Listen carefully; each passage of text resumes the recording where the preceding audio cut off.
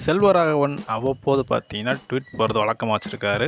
அவருக்குன்னு ஒரு சில ஃபேன் பேஸ்லாம் வந்து இருக்கிறாங்க. அத வந்து கடைசியில வந்து சொல்றேன். இப்ப பேன் இண்டியான்னு எல்லா பேரும் வந்து ஓடிட்டுருக்காங்க. நல்ல படத்த யாருமே வந்து மதிக்க மாட்றாங்க.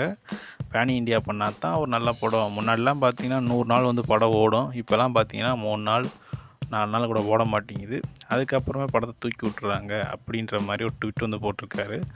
செல்வராகவன் எடுத்த படங்கள்னு பார்த்தீங்கன்னா, அவரோட தம்பியை வச்சு புதுப்பேட்டை, மயக்கம் என்ன இது போன்ற சில படங்களை வந்து எடுத்திருக்காரு. அதே மாதிரி மற்ற ஹீரோக்கள் வச்சுமே வந்து பல படங்களை வந்து எடுத்திருக்காரு நம்ம செல்வராகவன். அதில் முக்கியமான படங்கள்னு சொன்னால் வந்து பார்த்திங்கன்னா, அவரை வச்சு தம்பியை வச்சு எடுத்த படம் புதுப்பேட்டை தான் வந்து பார்த்திங்கன்னா நல்ல ஒரு படம். அப்புறம் காதல் கொண்டேன், இந்த படமும் ஒரு நல்ல படம். 2ஆம் உலகப் போர்லாம் பார்த்தீங்கன்னா எதுக்கு எடுத்தாருன்னு கதை யாருக்குமே வந்து புரியலை. 1001 கதையே பார்த்தீங்கன்னா யாருக்குமே வந்து புரியலை. அது ரிலீஸ் ஆகி 1 வருஷம் கழித்து தான் பார்த்தீங்கன்னா கதை புரிஞ்சு அந்த படத்தினால தான் பார்த்தீங்கன்னா கொண்டாட ஆரம்பித்தாங்க. இன்னுமே இந்த படத்தை நான் பார்க்குறேன், எனக்கு சத்தியமாக வந்து புரியலை. என்ஜிகேன்னு ஒரு படத்தை வந்து சூர்யா வச்சு பண்ணார். அந்த சூர்யா பார்த்தீங்கன்னா எதுக்குடா அந்த படத்தை பண்ணோம் அப்படின்ற மாதிரி ஆயிருப்பார் சூர்யா. இன்ன வரைக்குமே அந்த எதுக்கு இந்த மாதிரி வந்து படம் எடுத்தாருன்னு தெரியலை.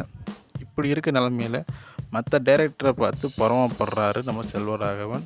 நல்ல கதைகளை வந்து எப்போயுமே மக்கள் வந்து கொண்டாடுவாங்க. ஆனால் வந்து இந்த மாதிரி வந்து எல்லாருக்கும் புரிகிற மாதிரி படம் எடுத்தால் தான் வந்து கொண்டாடுவாங்க. அவருக்கு மட்டுமே புரிகிற மாதிரி எடுக்கிறாரு. மற்றவங்களுக்கு புரியணும் அப்படின்னு நினைக்காம அவர் சார்ந்து வந்து எடுக்கிறாரு. பணம் போட்ட ப்ரொடியூசர் எங்கே போவார்? அப்புறம் டைரக்ஷன் பண்ண நீங்கள் வந்து சைக்கோ மாதிரி படம் எடுத்தால் என்னதாங்க பண்ணுவாங்க மக்கள்? குற்றச்சாட்டு சொல்லத்தான் செய்வாங்க. காசு கொடுத்து படம் பார்க்குறாங்க. அப்புறம் குற்றச்சாட்டு சொல்லுவாங்களா, சொல்ல மாட்டாங்களா?